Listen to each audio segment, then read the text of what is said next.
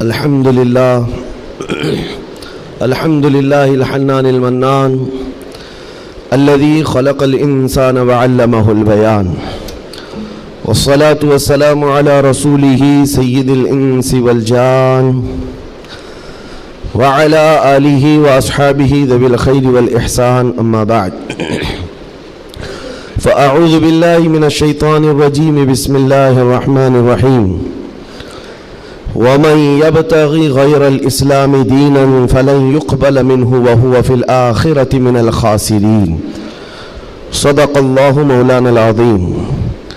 بارگاہ رسالت مآب صلی اللہ تعالی علیہ وسلم میں ایک بار درود پاک کا ہدیہ پیش کریں۔ اللہم صلی علی سیدنا و مولانا محمد معدن الجود والکرم وآلہ واصحابہ الکرام وابنہ الکریم وبارک وسلم صلاة دائمة سرمدا ابدا۔ عزیزان گرامی وقار، ایک حدیث پاک ہے، رسول گرامی وقار صلی اللہ تعالی علیہ وسلم ارشاد فرماتے ہیں، ایمان کی حلاوت، ایمان کی لذت، ایمان کی جو شیرینی ہے، مٹھاس ہے، آپ کو ملی ہے یا نہیں ملی ہے یہ میں نہیں بتا سکتا ہوں، لیکن اگر پانا ہے اس کی لذت، اس کی حلاوت، ایمان کی مٹھاس ہوتی کیسے ہے، اس کے لیے حضور پاک صلی اللہ علیہ وسلم نے 3 علامتیں بتائی ہیں۔ جس شخص کے اندر یہ 3 باتیں آ جائیں تو پھر وہ ایمان کی لذت محسوس کر سکتا ہے، ایمان کی مٹھاس اسے مل سکتی ہے۔ ایمان جو ہے صرف داڑھی ٹوپی کا نام نہیں ہے، جبہ کرتے کا نام نہیں ہے، ایمان صرف جھنڈا لے کر گھومنے کا نام نہیں ہے، ایمان ایک الگ کیفیت ہے جس کا سرور بندے کو ملتا ہے، جس کی لذت اور جس کی شیرینی کو وہ بتا نہیں سکتا، اور وہ کیسے حاصل ہوتی ہے؟ 3 چیزیں میرے آقا فرماتے ہیں۔ پہلی چیز، اللہ اور اس کے رسول سے سب سے زیادہ محبت کرتا ہو، پہلی چیز۔ اور دوسری چیز یہ ہے کہ جس سے بھی محبت کرتا ہے دنیا میں وہ صرف اللہ اور اس کے رسول کے لیے کرتا ہے۔ تیسری چیز ہے، کفر میں واپس لوٹنے کو اتنا سخت سمجھتا ہو جیسے آگ میں ہاتھ ڈالنے کو سخت سمجھتا ہو۔ آگ میں ہاتھ ڈالنا کسی کے لیے آسان ہوگا، لیکن کفر و شرک کی طرف جانے کو سخت ناپسند کرتا ہو۔ یہ 3 چیزیں اگر تمہارے اندر آ گئی تو ایمان کی لذت مل جائے گی، ایمان کی مٹھاس مل جائے گی۔ زندگی میں سب سے زیادہ پرائیورٹی کس چیز کو ہو؟ اللہ اور اس کے رسول کو۔ دوسری چیز، دنیا میں جس سے بھی تعلق بنے گا وہ صرف اللہ اور اس کے رسول کے لیے بنے گا۔ تیسری چیز، کفر کی طرف کبھی لوٹنا پسند ہرگز نہ کرے، بلکہ کفر کا نام سنتے ہی اس کے اندر ایسی ہیبت آ جائے کہ میں آگ میں ہاتھ ڈالنا تو پسند کروں گا لیکن کفر کی طرف ہرگز نہیں جا سکتا۔ یہ 3 چیزیں تمہارے اندر ہیں یا نہیں، آپ آبزرو کر لیں، خود آپ اس کا احتساب کر لیں کبھی بیٹھ کر کے کہ میں زندگی میں سب سے زیادہ کس سے محبت کرتا ہوں۔ اگر اللہ اس کے رسول سے سب سے زیادہ محبت کرتے ہو تو اس کا مطلب ہے کہ پہلی چیز تمہارے اندر آ گئی ہے۔ اور اپنے تعلقات کو دیکھ لو، جس سے بھی آپ کے تعلقات ہیں وہ اللہ اس کے رسول کی رضا کے لیے ہے تو دوسری چیز بھی تمہارے اندر ہے۔ اور تیسری چیز بہت امپورٹنٹ ہے جو اس زمانے کے لیے ہے، کفر کی طرف لوٹنا اتنا ناپسند کرتا ہو جتنا آگ میں جانا بھی ناپسند نہ کرتا ہو۔ یعنی آگ میں جانا جتنا اس کے لیے ناپسند ہے اس سے زیادہ کفر میں جانے کو ناپسند کرتا ہو۔ یہ چیز اگر آپ کے اندر ہے تو میرے عزیزو ایمان کی لذت مل جائے گی، ایمان کی مٹھاس مل جائے گی۔ اس دور کے حالات کے اعتبار سے میں اگر بات کروں، قرآن کی آیت تو 1400 سال سے یہ اعلان کر رہی ہے، وَمَنْ يَبْتَغِي غَيْرَ الْإِسْلَامِ دِينًا فَلَنْ يُقْبَلَ مِنْهُ۔ اسلام کے علاوہ کسی بھی دین کی طرف تم منہ بھی لگائے، توجہ بھی کیے تو قیامت کے دن پھر وہ سب سے بڑے گھاٹے میں ہوں گے، ہرگز قبول نہیں کیا جائے گا۔ میں بات یہاں سے شروع کرتا ہوں کہ آج لوگوں نے اس کو ہلکے میں لینا شروع کر دیا، چاپلوسی کرتے کرتے، خوشامد دوسروں کی واہواہی حاصل کرنے کے لیے کبھی پوجا پاٹ میں بھی شریک ہو گئے، کبھی ان کی رضا حاصل کرنے کے لیے ان کی محفل میں بھی بیٹھ گئے، اللہ اور اس کے رسول کو چھوڑ دیا۔ تمہارے دین میں کمی کس بات کی ہے؟ کتوں کو راضی کرنے کے لیے شیر کبھی کتا نہیں بنتا، ایک بات یاد رکھو، رسول پاک صلی اللہ تعالیٰ علیہ وسلم کا جو سپاہی ہے وہ ہر گھڑی ہر میدان میں سپاہی ہے. اسے کس چیز کی کمی ہے؟ کس چیز کی کمی ہے؟ جو عزت ملی ہے وہ نام مصطفیٰ سے ملی ہے. ایک صحابی ہیں حضرت نعمان، ایک بادشاہ کے ہاں گئے تھے ایمبیسیڈر بن کر کے، ترجمان حضور کے قاصد بن کر گئے تھے. بہت دور ملک تھا، میرے آقا مدینے میں ہیں، لیکن جانتے ہو اس بادشاہ نے آپ کے آنے کے لیے ریشم کا قالین بچھایا، سونے کی کرسی لگائی. لیکن وہ صحابی رسول جیسی آئے، اپنی تلوار سے انہوں نے ریشم کے قالین کو پھاڑ دیا، زمین پر چلنے لگے. اور کرسی جب سونے کی کلائی کی ہوئی کرسی بچھائی گئی ان کے لیے، بادشاہ نے بہت عزت دیا کہ محمد عربی کا قاصد آیا ہے، سفیر آیا ہے، لیکن انہوں نے کرسی کو بھی ٹھکرا دیا، کہا مجھے دوسری کرسی لاؤ. کیوں؟ صرف اس لیے. اس بادشاہ نے پوچھا کہ اتنا زیادہ غرور ہے عرب والوں میں، اتنا زیادہ ایٹیٹیوڈ ہے محمد عربی کے غلاموں میں، ان کے سفیروں میں؟ صحابی رسول نے کہا نہیں، نہ یہ غرور ہے نہ یہ تکبر ہے. میرے آقا صلی اللہ تعالیٰ علیہ وسلم نے فرمایا ریشم کا استعمال مرد کے لیے حرام ہے، سونے کا استعمال مرد کے لیے حرام ہے. تو میں مدینے میں رہوں تب بھی غلام ہوں، دنیا میں کہیں پر رہوں تب بھی میں غلام ہوں. انہوں نے پاس و لحاظ رکھا ہے نسبت رسول کا. تو پھر وقت کے بادشاہوں کو بھی انہوں نے جھکنے پر مجبور کیا ہے. کس چیز کی کمی ہے مسلمانوں تمہارے پاس؟ کون سی دولت کی کمی ہے؟ سب سے بڑی دولت تو تمہارے پاس یہ ہے. آج تک ایک بہت بڑی بات میں بتاؤں آپ کو، یہ آپ کی مسجد کے امام ہیں، محبت چاہے جتنی بھی کرتے ہوں آپ ان سے، عقیدت جتنی بھی کرتے ہوں، ایک دن ان سے کہہ دینا مولانا عبد الکریم اپنے باپ کا نام لے کر لوگوں کو رکوع میں جھکا کے دکھائے. لوگوں کو اللہ اکبر کہنے کی بجائے اپنے باپ کا نام یا بادشاہ کا نام لے کر سجدے میں جھکا کر کے دکھائے. کوئی جھک سکتا ہے؟ ارے بادشاہ وقت بھی یہاں آ کر کھڑا ہو جائے اور کہے میرے نام سے جھک جاؤ، مجال ہے کوئی ایک بھی پیشانی جھکے گی؟ نہیں جھکے گی. ہاں اگر ایک کمزور کسان کا بچہ بھی حافظ قرآن ہو اور آ کر مصلی پر صرف اللہ کا نام لے، سب کی پیشانیاں جھکتی. یہ خاصہ ہے اس قوم کا کہ اس قوم کو اگر جھکایا جا سکتا ہے تو صرف اللہ کے نام پر، باقی کسی کے نام پر یہ پیشانی نہیں جھکتی ہے. اور آپ کو پتا ہے آج کے دور کا یہ بھارت تو چھوٹا ہے، اکھنڈ بھارت جس پر اکبر بادشاہ راج کرتا تھا، جس میں افغانستان تک کی سیمائیں آتی تھی، اس دور میں ڈکٹیٹر رول ہے، کوئی الیکشن والا بادشاہ نہیں ہے. 40 سال تک بیٹھا ہوا بادشاہ جب نیا دین لے کر کے آیا، اور اس کا نام بھی اکبر تھا، نمازیں بھی اس نے اس طرح بنائی کہ بادشاہ کے نام پر رکوع ہوگا، سجدہ ہوگا. میرے عزیزوں، ایسا تمکنت اور ایسے جلال والا بادشاہ، لاکھوں کی فوج ہے اس کے پاس، بڑے بڑے راجے مہاراجے آنکھ نہیں ملا سکتے تھے. لیکن جب اس نے یہ کہا کہ عبادت میں بادشاہ کے نام پر جھکنا ہوگا، صرف 25 سال کی عمر کا مجدد الفسانی کھڑا ہو گیا، کہا نہیں یہ پیشانی جھکے گی تو صرف اللہ کے نام پر. حد ہو گئی میرے عزیزوں. بادشاہ وقت جس کے پاس سارا جبر طاقت ہے نہیں جھکا سکا. اور جھکانے کے لیے اس نے ایک بار کیا کیا، دربار میں اتنا چھوٹا سا دروازہ بنایا کہ آنے والا جھک کر کے ہی آئے. جو بھی دربار میں آئے وہ جھک کر، سیدھا آ نہیں سکتا تھا، اتنی چوکھٹ چھوٹی بنا دی. مجدد صاحب رحمت اللہ تعالیٰ علیہ کو بلایا گیا تھا دربار میں کہ یوں تو یہ جھکتا نہیں، لیکن دربار میں آنا ہے تو کیسے آئے گا. جب وہ قریب پہنچے دیکھا کہ اتنی چھوٹی چوکھٹ بنی ہوئی ہے اور یہاں جانے کے لیے رکوع کی حالت میں جانا پڑتا ہے. وہ اللہ رب العزت کا ایسا بندہ، رسول پاک کا سپاہی، اپنے دین کا محافظ، دیکھتا ہے جانا ہے ٹھیک ہے جائیں گے، لیکن جس وقت داخل ہونا تھا وہ نہ جھکے، نہ ہی رکوع کیا، نہ ہی پیشانی جھکائی، پہلے پیر اندر ڈال دیا، پیر اندر ڈال دیا. جیسے سامنے لوگوں نے دیکھا کہ لوگ پیشانی پہلے اندر ڈال کر کے آتے تھے، اور یہ عالم دین ہے کہ پیر اندر ڈال کر کے آ رہا ہے. یہاں جیسی آئے تو لوگوں نے یہ اعلان کیا کہ بادشاہ کی بڑی توہین ہوئی، بادشاہ کی بڑی توہین ہوئی. پاؤں دکھا کر کے آ رہا ہے یہ مولوی، قدم دکھا کر کے آ رہا ہے. آپ نے کہا بادشاہ کی توہین میں نے نہیں کی، بادشاہ نے خود اپنی توہین کروائی ہے. اسے خود پیر پسند تھے اس لیے دروازہ چھوٹا کیا۔ عزیزان گرامی وقار، تمہارے پاس کس چیز کی کمی ہے؟ اللہ تعالیٰ نے یہ خصوصیت عطا کی ہے، یہ پیشانی کبھی کسی غیر کے سامنے نہیں جھکتی ہے، نہیں جھکتی ہے۔ کروڑوں کے سامنے تھوڑی طاقت و قوت کی پوجا کرنے والی یہ قوم نہیں ہے۔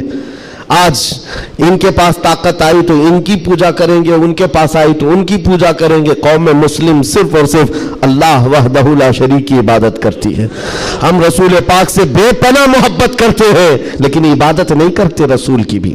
حضور پاک صلی اللہ علیہ وسلم کے دربار میں بھی عبادت نہیں کرتے، تعظیم ہے، عبادت صرف اللہ کی کرتے ہیں۔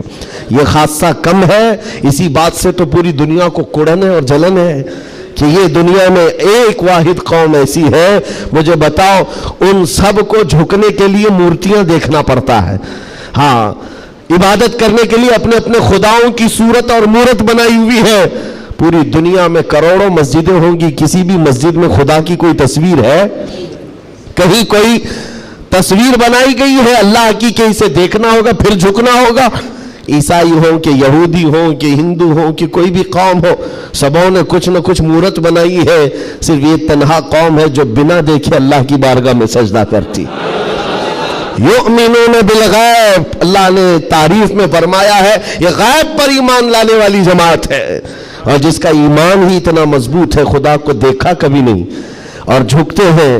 آج تک امام صاحب کے پیجامے کو لے کر سوالات ہوتے رہے، امام صاحب کے آنے جانے کو لے کر سوالات ہوتے رہے، کوئی ایک بندہ بھی مجھے بتاؤ آ کر امام صاحب سے کہتا ہے ہر دن آپ جھکاتے ہیں کبھی اللہ کو دکھاتے کیوں نہیں؟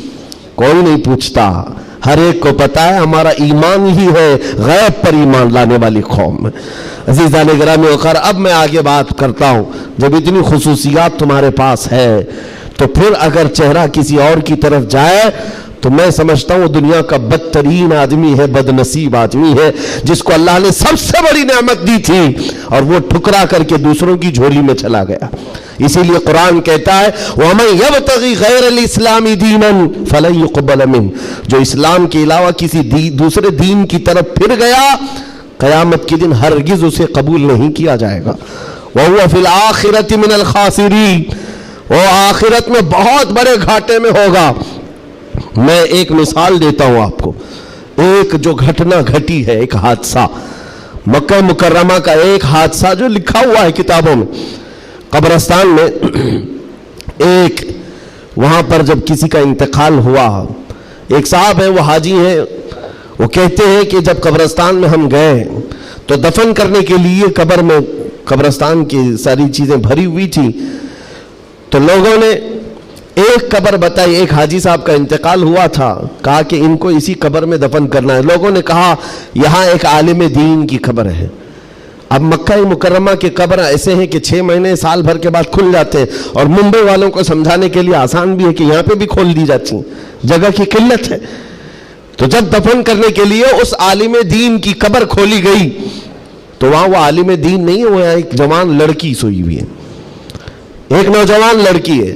تو جو جنازے میں آئے ہوئے تھے ان میں ایک حاجی نے کہا میں تو اس لڑکی کو پہچانتا ہوں، یہ عرب کی نہیں، یہ مکہ کی نہیں، یہ فرانس کی رہنے والی اور کرسچن لڑکی ہے، یہ عیسائی لڑکی ہے۔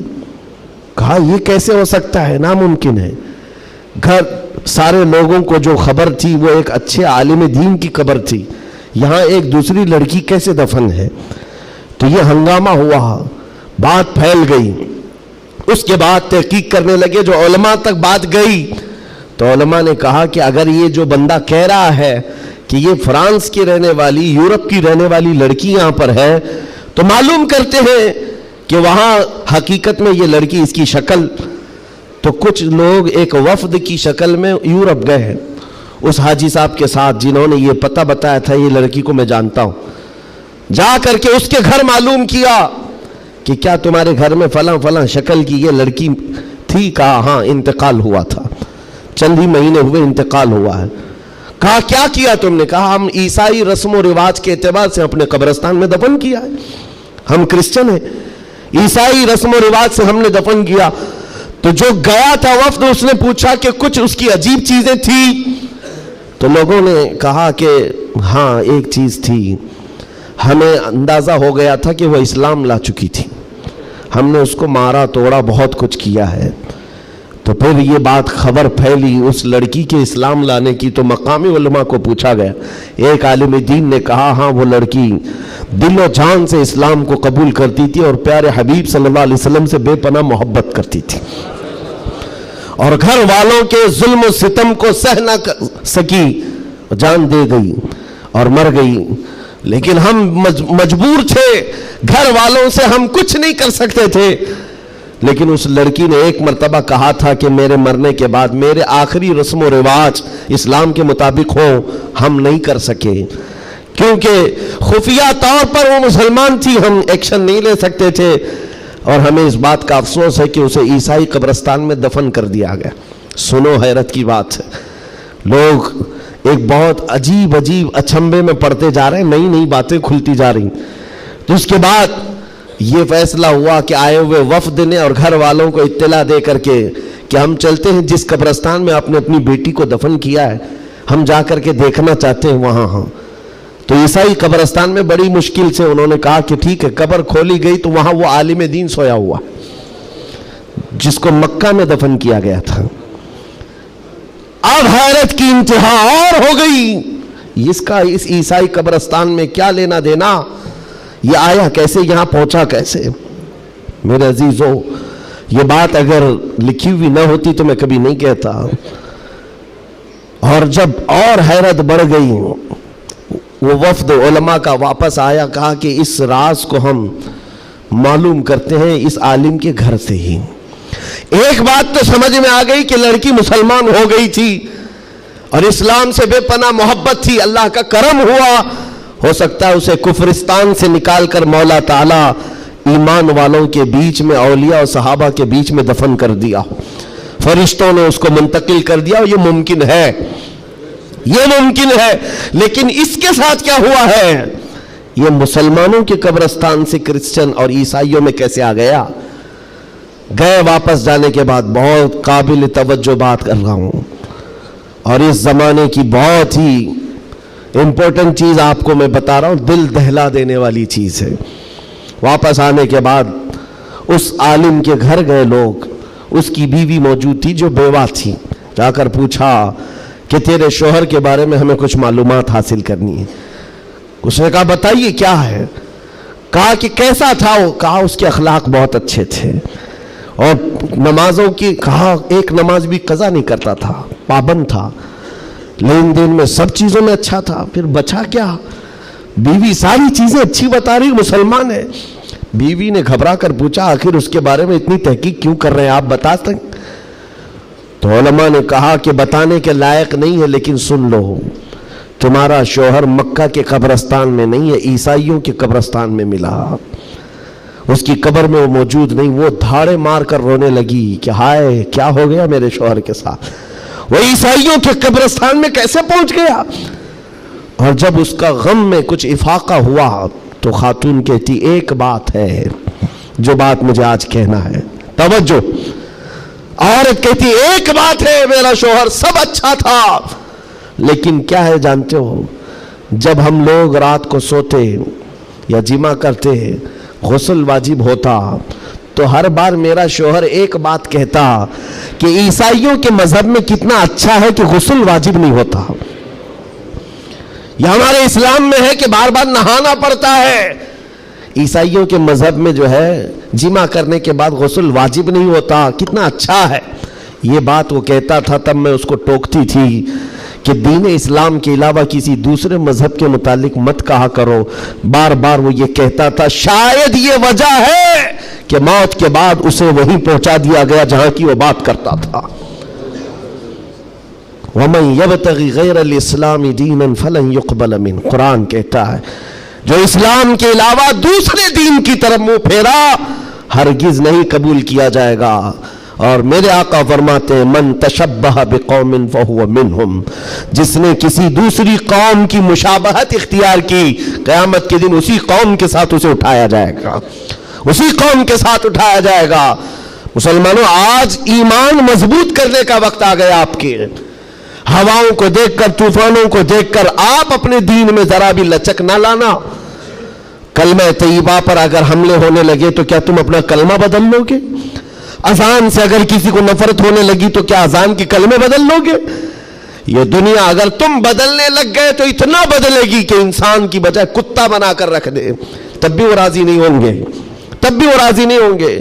ہم نے دیکھا ہے ان لوگوں کو جو آج بھی دھوتیاں اٹھا کر کے چلتے ہیں، جوتیاں اٹھا کر کے چلتے ہیں، ان کی حیثیت کیا ہے؟ آج کفار و مشرکین کے قدموں میں بیٹھ کر کے وہ سوچتے تھے کہ سکتہ مل جائے، تختہ مل جائے، ملا کچھ نہیں، استعمال ہوتے رہے، ذلیل اتنے ہوئے کہ نہ اپنی قوم کے رہے نہ اس قوم کے رہے۔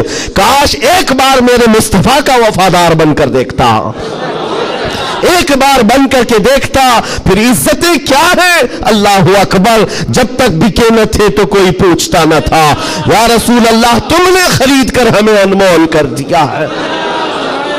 حضور کے قدموں میں جو عزت ہے وہ کہیں نہیں مل سکتی۔ تخت کے لیے، سکتے کے لیے جو لوگ اپنا مشن بھول گئے، اپنا دین بھول گئے، اپنا ضمیر بیچ لیے، میرے عزیزوں بہت بڑے گھاٹے میں ہیں، بہت بڑے گھاٹے میں ہیں۔ زندگی میں ایک بات یاد رکھو، اسی لیے میں نے اسی حدیث سے یہ بات شروع کی۔ اللہ کے نبی فرماتے ہیں کفر کی طرف پلٹنے کو اتنا ناپسند کرتا ہو جتنا آگ میں ہاتھ ڈالنے کو ناپسند کرتا ہو، آگ میں ہاتھ ڈالنے کو ناپسند کرتا ہو، اتنا سخت و ناپسند کرتا ہو، تب جا کر کے اس کو ایمان کی لذت ملے گی، ایمان کی حلاوت ملے گی۔ آج اپنے بچوں کو بھی یہ نصیحت کرو، کفر کی آندھیاں چلی ہوئی ہیں، تمہارے بچوں کو اسکولوں میں کب کافر بنا دیا جاتا ہے پتہ ہی نہیں چلتا، کب تمہیں کون سے بھجن سکھائے جائیں، کون سے گیت سنائے جائیں جس کی وجہ سے بندہ کافر بن جاتا ہے، اسلام سے اس کا تعلق ہی ختم ہو جاتا ہے۔ اپنے بچوں کو اس بات کی تو تلقین کر کے جاؤ، بیٹا ہر چیز قربان کی جا سکتی ہے لیکن ایمان کا سودا نہیں ہوتا، ایمان کا سودا نہیں ہوتا۔ ایمان یہ اللہ تعالیٰ کی طرف سے دی ہوئی ایسی بڑی نعمت ہے، کروڑوں ہیں دنیا میں مگر مولا نے تمہیں چنا ہے دین اسلام کے لیے، اور اس میں بھی مسلمانوں میں بھی اللہ کا کتنا بڑا احسان ہے، ہزاروں فرقے ہیں لیکن عاشقوں میں تمہیں چنا گیا ہے۔ ہاں، حضور کی محبت کرنے والے سپاہیوں میں تمہارا نام آتا ہے۔ اپنے تو اپنے غیر بھی آج کہتے ہیں کہ سب سے زیادہ اپنے نبی کو پکارنے والی کوئی قوم ہے تو اہل سنت و جماعت ہے۔ کیوں نہیں ہے؟ کہاں سے یہ نعرے لگتے ہیں لبیک یا رسول اللہ؟ وہ گوفے سے نہیں نکلتے اور وہ چندہ خور مولویوں سے نہیں نکلتے جو انگریزوں کے پالے ہوئے ہیں، یہ نعرے لگتے ہیں تو بریلی کے تاجدار کے قدموں سے ہیں۔ جو وابستہ ہے عاشقوں کی جماعت ہے وہی سے۔ دنیا کو یہ اچھی طرح سے معلوم ہے اپنے نبی سے سب سے زیادہ وابستہ کوئی قوم ہے اس روئے زمین پر تو اہل سنت و جماعت ہے، اہل سنت و جماعت ہے۔ اس چیز کا سودا کبھی ہونے مت دینا ہے میرے عزیزو، اس چیز کا سودا ہونے مت دینا۔ لوگ یہ کہتے ہیں سیکولر بن کر کے جینا چاہیے، یہ بھی اچھا وہ بھی اچھا، میں کہتا ہوں وہ تو منافق ہے۔ پھر سیکولر کا مطلب منافق ہے، دل میں کچھ اور رکھتا ہے سامنے کچھ اور دکھاتا ہے۔ اسلام میں یہ سیکولرزم نہیں ہے، اسلام یہ کہتا ہے لا اعبد ما تعبدون، میں اس کی عبادت نہیں کرتا جس کی تم کرتے ہو۔ جانتے ہو میرے آقا صلی اللہ تعالیٰ علیہ وسلم نے 2 ٹوک جملوں میں کہا تھا، ایسا نہیں ہے کہ مصلحت میرے آقا سے زیادہ کون جانتا ہے۔ آج لوگ یہ کہتے ہیں کہ سب حالات بنائے رکھنے کے لیے ہمیں کرنا پڑتا ہے، حالات بنائے رکھنے کے لیے تمہیں کرنا پڑتا ہے۔ یہ کیسی بات ہوئی؟ یہ وہ لوگ ہیں جو حالات بنائے رکھنے کے لیے اپنی ماں اور بہنوں کی عزت بھی داؤ پر لگا دیں گے۔ جب درندہ کوئی ڈاکو اس کو خوش کرنا ہو تو کیا تم اپنی عورتوں کا سودا کر سکتے ہو؟ غیرت مر گئی ہوگی ایسے بندے کی۔ حضور پاک کے پاس مشرکین آئے، یہ آپ کو میں بتا دیتا ہوں، قل یا ایھا الکافرون لا اعبد ما تعبدون، یہ سورہ پڑھتے ہیں کہ نہیں پڑھتے نماز میں؟ کب نازل ہوئی تھی آپ کو بتا دوں، یہ سورہ کب نازل ہوئی؟ حضور پاک صلی اللہ علیہ وسلم کے پاس مشرکین مکہ آئے اور کہا اے محمد صلی اللہ علیہ وسلم ایک کام کریں، آپ ہمارے خداؤں کو برا بھلا مت کہیے، ہم آپ کے دین میں آ جائیں گے، اسلام پر ہم بھی تھوڑا تھوڑا عمل کریں گے، لیکن جن کی ہم پوجا کرتے ہیں نا، عبادت کرتے ہیں، ان کو کچھ مت کہیے۔ حضور پاک نے فرمایا جو شرک ہے میں اس کو شرک کہوں گا، اللہ کے سوا کوئی دوسرے کی عبادت ہے ہی نہیں، اور اس بات کا میں اعلان کروں گا حضور آئے ہی ہیں شرک کو ختم کرنے۔ حضور نے فرمایا یہ نہیں ہو سکتا، تو پھر آپشن دوسرا مشرکین کی طرف سے کہا ایک کام کرتے ہیں، 1 سال آپ ہمارے خداؤں کی عبادت کریں، 1 سال ہم آپ کے خدا کی عبادت کریں گے، ہاں آدھا آدھا کریں گے۔ آج بہت سارے لوگ اگر یہ کرنے کی کوشش کر رہے ہو تو سن لیں، آدھا آدھا کریں گے، ہم بھی آپ کے یہاں جائیں گے، آپ بھی ہمارے یہاں آئیں گے۔ حضور پاک صلی اللہ تعالیٰ علیہ وسلم نے فرمایا ہرگز نہیں ہو سکتا، تم چاند اور سورج میرے ہاتھ میں لا کر رکھ دو، میں اس کی عبادت نہیں کرتا جس کی تم کرتے ہو، میں پالنہار حقیقی کی عبادت کرتا ہوں۔ آخری آپشن جانتے ہو کیا کیا تھا، کیا دیا تھا انہوں نے؟ مشرکین نے کہا چلو محمد صلی اللہ علیہ وسلم آپ یہ بھی نہیں مانتے وہ بھی نہیں مانتے تو کم سے کم اتنا کرو کہ صرف اور صرف ہمارے خداؤں پر ایک بار ہاتھ رکھ دو، بس چھو کر کے چلے جاؤ۔ نبی پاک صلی اللہ علیہ وسلم سے صرف اتنا تقاضا تھا ان کا کہ آپ ہاتھ لگا کر چلے جائیں، یہاں تو سر جھکانے والے بھی موجود ہیں، ہاتھ لگا کر چلے جائیں۔ نبی پاک صلی اللہ علیہ وسلم جلال میں کہا ہاتھ لگانے کی بات، بلکہ میں تو نظر بھی اٹھا کر نہ دیکھوں، نظر بھی اٹھا کر نہ دیکھوں۔ تب اللہ تعالیٰ نے پوری سورہ نازل فرمائے قل یا ایھا الکافرون لا اعبد ما تعبدون، اے محبوب آپ فرما دیں اے کافروں میں اس کی عبادت نہیں کرتا جس کی تم عبادت کرتے ہو۔ یہ 2 ٹوک جملوں میں کہا گیا ہے، اور حالات ایسے بھی ہوئے میرے عزیزوں، چمتکار کو لوگ آج کہتے ہیں نا، جو بھی چمتکار ہوگا اس کی پوجا ہوتی ہے، عجیب و غریب چیز دکھے تو لوگ اس کو ایک افواہ کے شکل میں ایسا بناتے ہیں جیسے اس کا عقیدہ بن جائے۔ حضور پاک صلی اللہ تعالیٰ علیہ وسلم کے زمانے میں صحابہ کو رجھانے کے لیے کیا کیا نہیں کیا گیا مکہ مکرمہ میں۔ یہ حالات آئیں گے اس لیے مجھے یہ گفتگو کرنی پڑ رہی ہے تاکہ تم اپنے ایمان پر مضبوط رہو۔ ایمان نہیں تو کچھ بھی نہیں ہے، تمہارے دوسرے گناہ تو معاف کر دیے جائیں گے، کفر و شرک ہرگز نہیں معاف ہوتا۔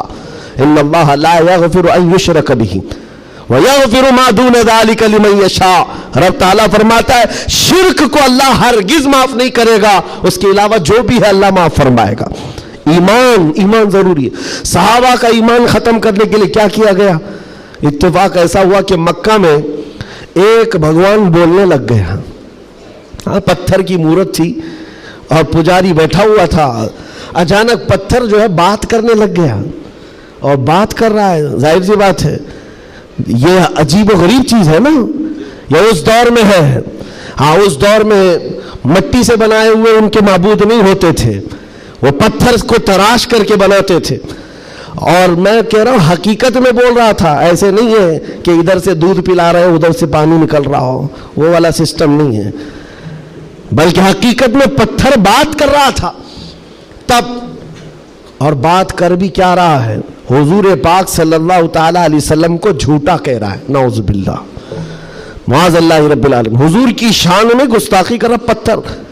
اب تو وارے نہیں آ رہے ان کی خوشیوں سے اچھل کود پر کہ دیکھو اب ہمارا خدا بولنے لگ گئے، سب سے بڑی دلیل ہے، لوگوں کو بلانے لگ گئے، واقعی بول رہا تھا۔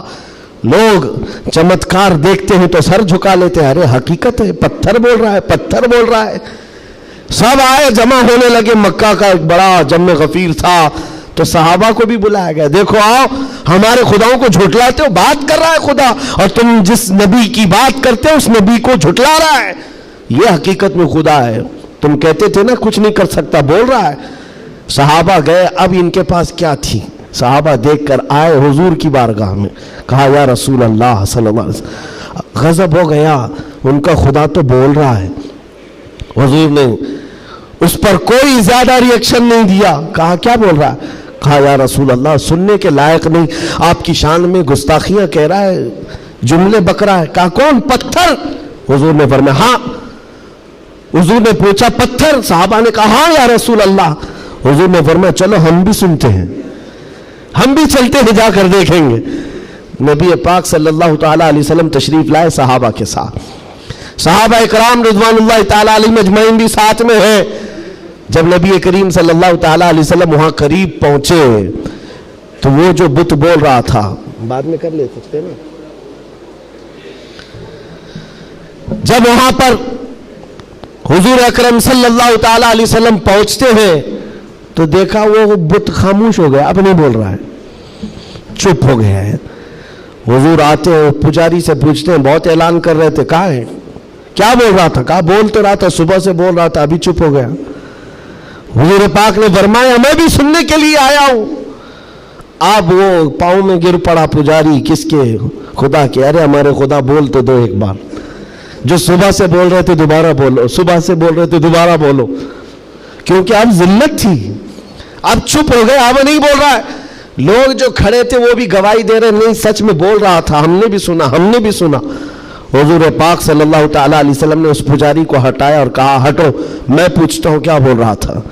हुजूर पाक सल्लल्लाहु ताला अलैहि वसल्लम करीब आए, पत्थर से कहा क्या बोल रहा था, बोल। पत्थर बोलने लगा अशहदु अल्ला इलाहा इल्लल्लाह व अशहदु अन्ना मुहम्मदन अब्दुहु व रसूलुहु। गवाही देता हूं कि अल्लाह के सिवा कोई माबूद नहीं, गवाही देता हूं कि मोहम्मद अल्लाह के रसूल हैं सल्लल्लाहु अलैहि वसल्लम। मेरे आका ने फरमाया यही बोल रहा था। अब तो औंधे मुंह गिर गए नीचे, कहा ये नहीं बोल रहा था। लेकिन अब हुजूर पाक सल्लल्लाहु ताला अलैहि वसल्लम ने पूछा बताओ क्या इसकी इस बात पर ईमान लाते हो, जो ये कह रहा है इस पर ईमान लाते हो? पुजारियों ने ऐलान किया और वावेला मचा, नहीं मोहम्मद ने जादू कर दिया सल्लल्लाहु अलैहि वसल्लम, नाउज़ बिल्लाह। जब बात ना बन पड़े, कैसा खुदा है जिस पर भी जादू चलता है? खुदा के ऊपर भी जादू चल गया है तो फिर बाकी बचा क्या है? हुजूर पाक सल्लल्लाहु ताला अलैहि वसल्लम वापस तशरीफ लाए। ऐसा हो सकता है? अब आपको मैं बताता हूं हकीकत क्या है। अगर तुम्हारी जिंदगी में कभी कोई बोलने लग जाए तो ईमान से हाथ मत धोना। हाँ, कोई झाड़ भी बोलने लग जाए, दरख्त बोल ले, पत्थर बोलने लग जाए, तो तुम्हें पहले से मैं बता रहा हूं ईमान से हाथ मत धोना। हो सकता है ये चीजें हो। अब तो करंट का जमाना है, बैटरी लगा करके कुछ भी बोला जाए, लेकिन उस दौर की बात कर रहा हूं जब कोई बैटरी और सेल नहीं थी। अब तो गुड्डी गुड़िया भी बोलती है। उस दौर में क्या हुआ, क्या था, पत्थर बोला कैसे? नबी पाक सल्लल्लाहु ताला अलैहि वसल्लम वापस तशरीफ ले जा रहे थे, बीच रास्ते में मेरे आका खड़े हो गए। एक साहब आए जंगल की तरफ से, उनके हाथों में तलवार थी, खून था। नबी पाक सल्लल्लाहु अलैहि वसल्लम उनसे गुफ्तगू करते रहे, फिर वो अचानक गायब हो गए। पूछा साहबा ने कौन थे? हुजूर फरमाते हैं वो जिन्नात में से मेरे एक सहाबी हैं, जिन्नात में ईमान लाए हुए। हुजूर से पूछा साहबा ने क्या मामला है? कहा उस मेरे सहाबी ने खबर दी कि एक मुशरिक और काफिर जिन था जो पत्थर में जाकर के बोल रहा था, पत्थर में जाकर वो बोल रहा था, जिन की आवाज थी और काफिरों को लुभा रहा था, आपके खिलाफ बोल रहा था। और हमें ये खबर मिली, हम अपने मोहल्ले में बैठे थे, जिन्नात के भी मोहल्ले हैं, आबादियां हैं, सब हैं। वो जिन साहबी कहते मुझे खबर मिली कि एक गुस्ताख, एक काफिर पत्थर में घुसकर आपके खिलाफ बोल रहा है। उसी वक्त में तलवार लेकर के निकला और जिस वक्त आया तो इत्तेफाक था कि आप भी वहां पर तशरीफ लाए हुए थे। मैं उस आपके आने से पहले उसका कत्ल कर चुका था, और जब आपने फरमाया पत्थर को बोल, क्या बोल रहा था? तब मैंने कहा था अशहदु अल्ला इलाहा इल्लल्लाह।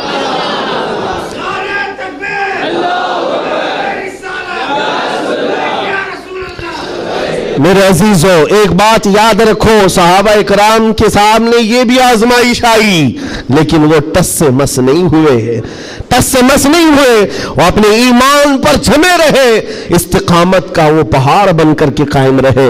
आज जरूरत इस बात की है मेरे अजीजों, हालात इस तरह के अगर बन जाए, दुनिया चमत्कार दिखाने लग जाए, तो अपने ईमान से हाथ मत धो बैठना। वो देखो अभी सोशल मीडिया पर एक छोटा दज्जाल भी आया, चिट्टियां ले लेकर के बताता रहता है। छोटा दज्जाल, बड़ा दज्जाल आना बाकी है, जो पानी बरसा के भी दिखाएगा, सब्जा उगा करके भी दिखाएगा, और एक आदमी को मार कर जिंदा करके भी दिखाएगा। ये हदीस पाक में है। तुम अभी छोटे दज्जालों पर बिक गए तो बड़े दज्जाल के साथ क्या होगा? इसलिए आज जमे रहो। अरे चिट्टियां, ये तो बहुत पुरानी बात है, फेंको पीठ पीछे, कहो हमें हमारे नबी ने बड़े दज्जाल के लिए भी पहले से तैयार फरमाया। हम ईमान रखते हैं अल्लाह की जात पर, हम ईमान रखते हैं अल्लाह की जात पर कि वो मौत और हयात का मालिक सिर्फ रब्बे जुल जलाल है। मेरे अजीजों ये हालात पर मैंने सिर्फ इसलिए बात की कि आप क़यामत के करीब जो होने वाला है, हुजूर फरमाते हैं वैलुल लिल अरब मिन शर्रिन क़द इक़तरब। हुजूर पाक फरमाते अरबों के लिए तबाही है कि अनकरीब वो एक ऐसी बुराई की तरफ जाएंगे जो उनको जहन्नम में ले जाएगी। عربوں کے لیے. اور حضور صلی اللہ علیہ وسلم نے یہ بھی فرمایا، حدیث پاک ہے، قیامت اس وقت تک نہیں آئے گی جب تک کہ عرب کے کچھ قبیلے بت پرستی نہ کرنے لگ جائیں. عرب میں ہوگا ہی، عرب میں بت پرستی ہونے لگ جائے گی، مشرکین وہاں پیدا ہو جائیں گے. یہ حدیث میں 1400 سال پہلے میرے آقا نے فرمایا. تو تم کبھی ان کو جبے کبوں میں دیکھ کر، پوجا پاٹ کو دیکھ کر یہ مت سمجھنا اسلام فلیکسیبل ہے، اسلام میں سب کچھ ہو سکتا ہے. وہ تو آپ نشے کے اڈے بھی کھول لیں گے اور کھول رہے ہیں. شراب پر سے پابندی ہٹا کر کے سعودی عرب میں اب شراب بیچنے پر بھی بات آ گئی. عورتوں کا حجاب ختم ہے. مشرکین کا داخلہ ممنوع تھا، لیکن اب مدینہ رسول میں بھی مشرکین کا آنا اور اس کی اجازت دے دی گئی ہے. یہ ساری قیامت کے قریب کے حالات جو حضور نے پہلے بیان فرمائے. میرے آقا نے فرمایا ہے یہ عرب اس برائی کی طرف جا رہے ہیں جو ان کو جہنم میں لے جانے والی ہے، اور قیامت سے پہلے یہ ہوگا. لیکن ان کے یہ سارے کارنامے ہمارے لیے دلیل نہیں ہے. حرم مکہ کا امام کیا کرتا ہے یہ ہمارے لیے دلیل نہیں. صدیق اکبر کیا کہتا تھا وہ ہمارے لیے دلیل ہے. فاروق اعظم کیا کہتا تھا وہ دلیل ہے.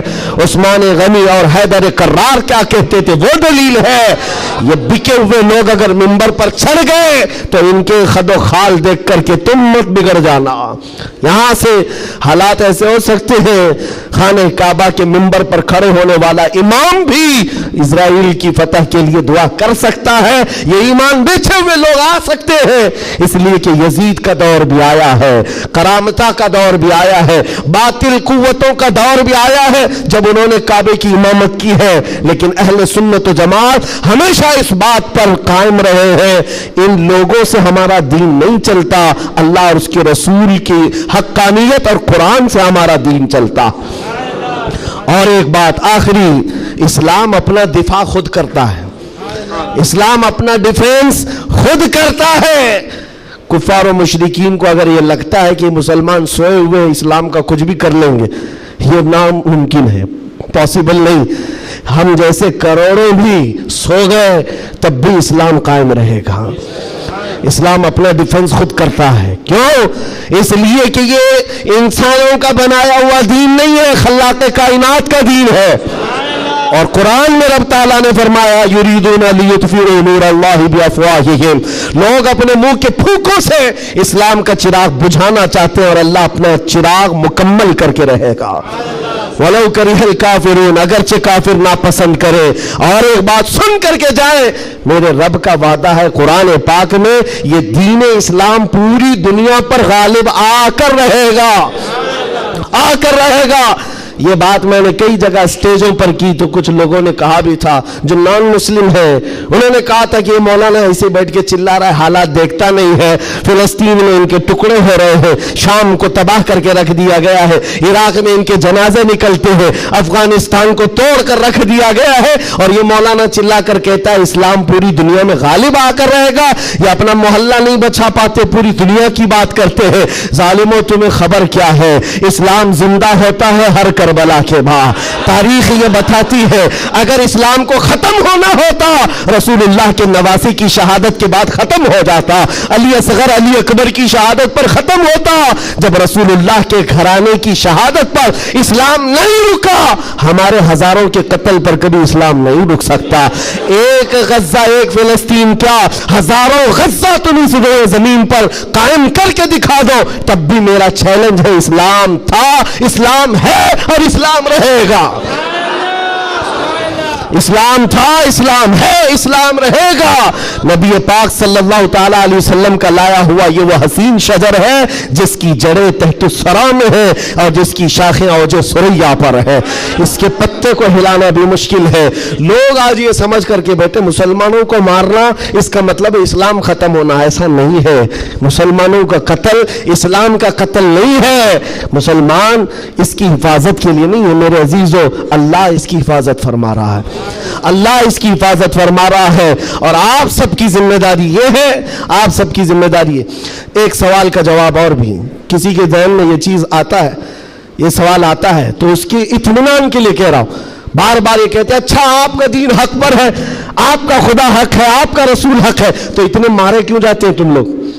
یہ سوال کرتے ہیں کچھ گیدڑ بھپکی لوگ, ایسے سوال کرتے کیوں تم لوگ سب جگہ مارے جاتے ہو؟ ان کو ایک ہی بات کہنا, میرے عزیز تجھے پتہ نہیں ہے ہم پروانے ہیں, مرنے کے لیے ہی پیدا ہوتے ہیں. پروانہ کس کام کے لیے ہوتا ہے؟ شمع کے ارد گرد گھومتا ہے اور اپنی جان دے دیتا ہے, اور اگر جان نہیں دیتا تو اسے پروانہ بھی نہیں کہا جاتا. پورے مسلمان مصطفیٰ کریم کے پروانے ہیں.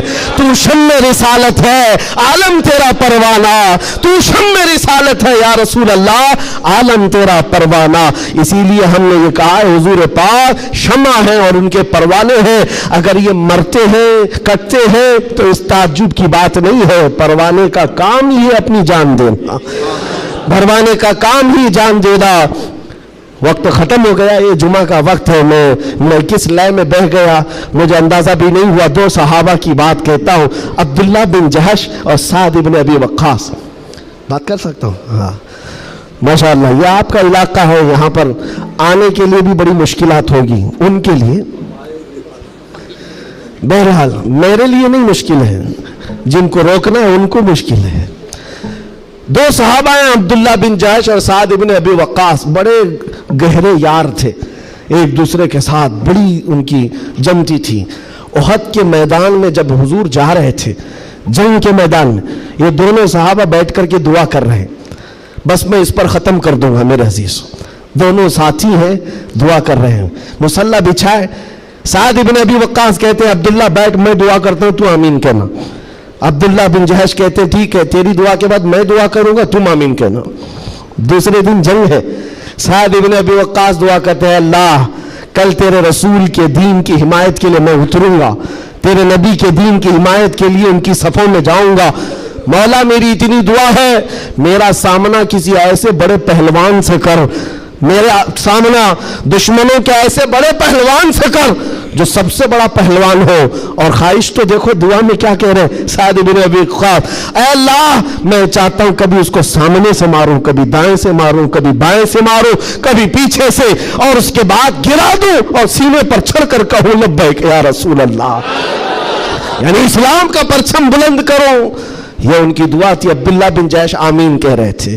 اس کے بعد عبداللہ بن جہش کہتے اب میں دعا کرتا ہوں تو آمین کہہ. اللہ اکبر, ان کی دعا کیسی ہے, اللہ اللہ. حدیث میں پڑھتا ہوں میری آنکھیں بھیگ جاتی ہیں.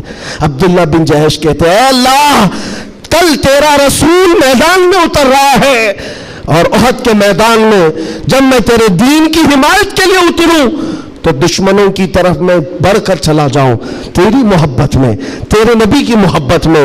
کبھی کوئی دشمن مجھے سامنے سے مارے, کبھی دائیں سے مارے, کبھی بائیں سے مارے, کبھی پیچھے سے مارے, اور تیرے محبت میں مولا, تیرے رسول کی محبت میں ہر جگہ سے زخم کھاؤں اور پھر میں شہید ہو جاؤں اسلام زندہ باد کہتے ہوئے, اسلام کی بلندی کا نعرہ لگاتے ہوئے شہید ہو جاؤں. ایک مارنے کی دعا کر رہا ہے, ایک مرنے کی دعا کر رہا ہے. یہ رسول اللہ کے پروانے ہیں. دوسرے دن میدان جنگ میں جب یہ صحابہ آئے احد کے میدان میں, میرے عزیزو دعا قبول تھی, دعا قبول تھی. سعد بن ابی وقاص جیسی آئے, آپ کے مقابل میں مشرکین کا وہ پہلوان آیا جس کے بارے میں کہا جاتا تھا وہ 1000 لوگوں کی تنہا طاقت رکھتا تھا, وہ مقابل میں آیا. سعد بن ابی وقاص کہتے ہیں میں تو کامیاب ہو گیا, مولا نے میری دعا سن لی اور بڑا پہلوان میرے سامنے بھیجا. اور پھر تیر جب چلاتے تھے اور تلوار چلاتے تھے ان کی دعا کے مطابق ہی اس بڑے پہلوان کو کبھی دائیں سے مارا, کبھی بائیں سے مارا, کبھی سامنے سے مارا. اور سعد بن ابی وقاص کی تلوار اور ان کی تیر کا اندازہ کر سکتے ہو, یہ تنہا صحابی ہے. جب تیر چلاتے تھے میرے آقا پیچھے سے کہتے تھے بیابی انت و امی علمی یا سعد, اے سعد تیر چلا میرے ماں باپ تجھ پر قربان ہو. ساری دنیا کہتی یا رسول اللہ میرے ماں باپ آپ پر قربان, لیکن اللہ کا رسول کہتا ہے اے سعد تیر چلا میرے ماں باپ تجھ پر قربان. اب پھر تیر کی طاقت کا اندازہ کیا ہوگا, ڈھیر ہو گیا دشمن, ڈھیر ہو گیا بڑا پہلوان, سینے پر چڑھ کر کہا اسلام تھا, اسلام ہے, اسلام رہے گا. میرے عزیزوں اس کے بعد جب جنگ کا خاتمہ ہوا شام کے وقت, یہ جنگ شکست میں بدل گئی تھی. पहले फतह हुई, फिर शिकस्त हुई, 70 सहाबा शहीद हुए। साद इब्न अबी वक्कास वो ढूंढते रहे मेरा जिगरी यार कहाँ है, अब्दुल्ला बिन जहश कहाँ है, अपना जिगरी यार जिसके साथ उठते बैठते, जिनके साथ बैठकर लंबी बातें होती थी। ढूंढने पर निकले तो किसी ने कहा तुम्हारा जिगरी यार तो शहीद हो गया, शहीद हो गया। हजरत साद इब्न अबी वक्कास के दिल पर लगी बात, जिसका गहरा दोस्त इंतकाल कर जाए उसकी दुनिया इधर से उधर हो जाती है। साद इब्न अबी वक्कास कहते मैं देखना चाहता हूं मेरे जिगरी यार को। ढूंढते हुए आए, लोगों ने कहा अब्दुल्ला बिन जहश को मानना पड़ेगा, ऐसा लड़ा कि नरगे में चला गया। साद इब्न अबी वक्कास पूछते क्या हुआ इनके साथ? लोगों ने रोते हुए कहा अब्दुल्ला बिन जहश को लोग दाएं से भी मार रहे थे, बाएं से भी मार रहे थे, सामने से भी मार रहे थे, पीछे से भी मार रहे थे, मारते मारते शहीद किया। उनके जिस्म के 80 टुकड़े कर दिए थे, 80 टुकड़े। उनके टुकड़ों को रस्सी में पिरोकर काफिरों ने हार बनाकर पहन लिया। हजरत साद इब्न अबी वक्कास करीब आते हैं और जिस्म के उनके टुकड़े जमीन पर गिरे हुए थे, जो गरम गोश्त था उठाया। साद इब्न अबी वक्कास कहते अब्दुल्ला तू मुझे छोड़कर चला गया, लेकिन कल रात हमने दुआ की थी, अल्लाह ने मेरी दुआ भी कबूल की, तेरी दुआ भी कबूल की। सुनो ऐ मुसलमानों, साद इब्न अबी वक्कास कहते हैं मैंने जो दुआ की थी अल्लाह ने वो कबूल किया, बड़ा दुश्मन मेरे सामने लाया, और तूने जो दुआ की थी अल्लाह ने वो भी कबूल किया, मगर कसम रब्बे जुल जलाल की ऐ अब्दुल्ला मेरी दुआ से तेरी दुआ कई दर्जे अफजल है, इसलिए कि मारने की बात अलग है, हुजूर की मोहब्बत में मर जाने का मजा अलग होता है। जान है इश्क मुस्तफा रोज फजू करे खुदा, जिसको हो दर्द का मजा नाज़े दवा उठाए क्यों, फिर के गली गली तबाह ठोकरे सबकी खाई क्यों, दिल को जो अक्ल दे खुदा तेरी गली से जाए क्यों। व आखिर दावाना अनिल हम्दुलिल्लाहि रब्बिल आलमीन, लब्बैक या रसूल अल्लाह।